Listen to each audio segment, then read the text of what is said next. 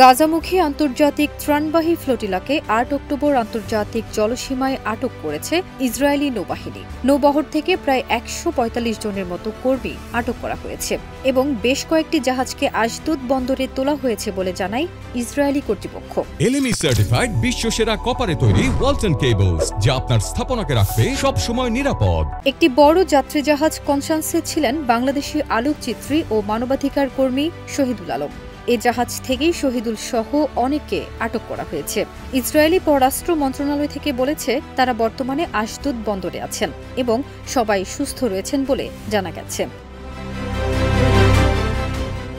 Flotilla coalition আয়োজিত এই বহরটি Italy থেকে যাত্রা শুরু করে গাজার হাসপাতালগুলোর জন্য ঔষধ, শ্বাসকষ্ট নিবারক যন্ত্রপাতি ও পুষ্টি সহায়তা নিয়ে যাচ্ছিল। আয়োজকদের হিসাব অনুযায়ী বহরে পাঠানো ত্রাণ সামগ্রীর মূল্য $১,১০,০০০ মার্কিন ডলারের উপরে। কনসান্স জাহাজে প্রায় ৯৩ জন ছিলেন বলে সংবাদে বলা হয়েছে।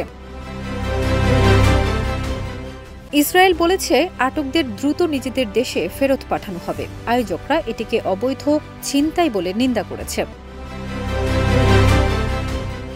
এ ঘটনায় তুরস্ক ও বিভিন্ন আন্তর্জাতিক মানবাধিকার কেন্দ্র তীব্র নিন্দা জানিয়েছে। জাতিসংঘের একজন বিশেষজ্ঞ আটকদের নিরাপত্তা ও অব্যাহত পৌঁছানোর অধিকার নিশ্চিত করার আহ্বান জানিয়েছেন।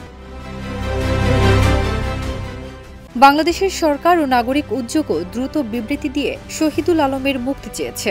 ঘটনাটি গাজার মানবিক সহায়তা পৌঁছে দেওয়ার প্রচেষ্টাকে আরও জটিল করে তুলেছে।